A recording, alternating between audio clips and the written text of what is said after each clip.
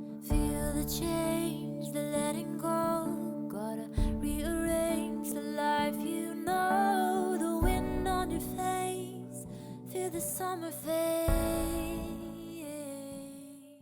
I started writing A Cold Hope last year in the fall when the leaves were falling and just everything outside was changing colors. And it was also during a time in Ben and I, my husband's life, when we were about to undergo a big change and transition and letting go of a lot of what we knew and a lot of change that was about to happen.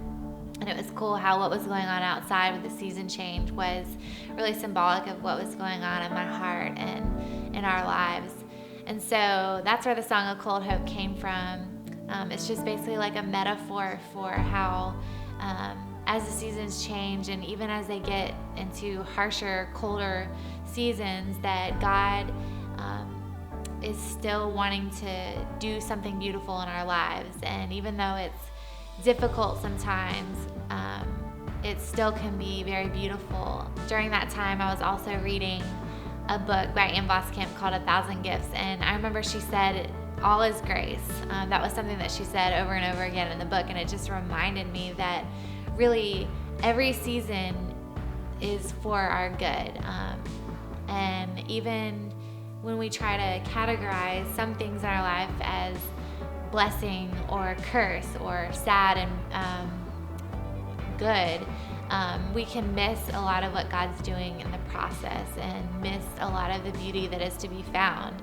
In Ecclesiastes, it talks a lot about how there's a season for everything and that God has made everything beautiful in its time. And it just reminds me that we may not know what the end result is going to be, but not to miss what God's doing in the process and to really ask God maybe what He's trying to teach us in the hard seasons of life.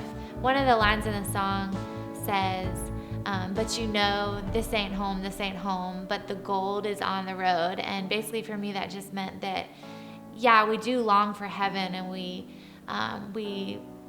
long for the time when we'll be with God completely and when everything will be made right. But I think we miss out a lot when we don't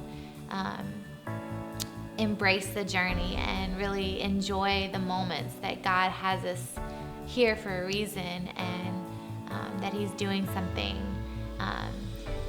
And He's doing something in our day that we probably wouldn't even believe, even if we were told.